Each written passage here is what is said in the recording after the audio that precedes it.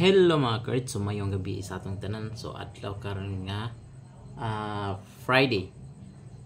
So ako na i-greet ang akong mama Mila Gulay nga sayang adlaw na tahan karon ma. Happy birthday nimo diha. Og more birthdays to come in your life, no? So salamat kaayo sa Ginoo nga maski unsa pa man ang mga pagsubok sa atong kinabuhi, padayon gyapon taniya nga ginagabayan sa adlaw-adlaw natong pangliyok-liyok. Madako ka akong kalipay nga sa imong adlawng birthday karon. Bless kaayo, no? So I love you ma, og pasensya pod kaayo tuod ma nga kami ang imong anak nga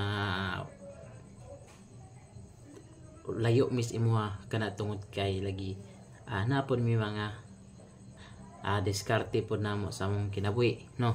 Kay kung kuan dili pa ko maka panrabaho diri, so wala man gyapon tayo mahimo. So mo na karon nga kabalo ko atong mga igsuon diya, daghan mga igsuon ako diya na dolos imo mga otol na ako sister, no? So salamat usab kanunay sa inyong kanunay nga pagkuan ka mama diya sa duol.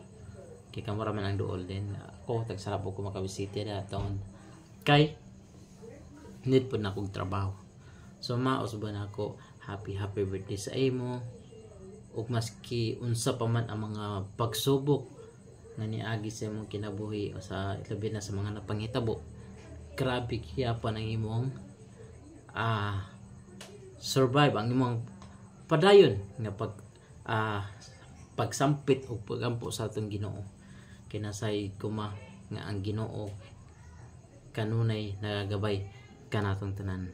O gilabi na sa imong birthday ma, dako ka kong pasalamat, happy kay ko nga ang among mama nga maski pa man sa mga problema nasayit ko nga malipayon ka, no? So dako akong pasalamat nga maski pa man imong naminaw ka sa amo na imong mga anak. So dili gid na mo pwede ikabaylo ang imong pagmahal nimo kanamo ma. So mo nang ma, usbon nako happy birthday nimo ma. So ma, and usbon nako ma, happy birthday, and I love you and I miss you. All right.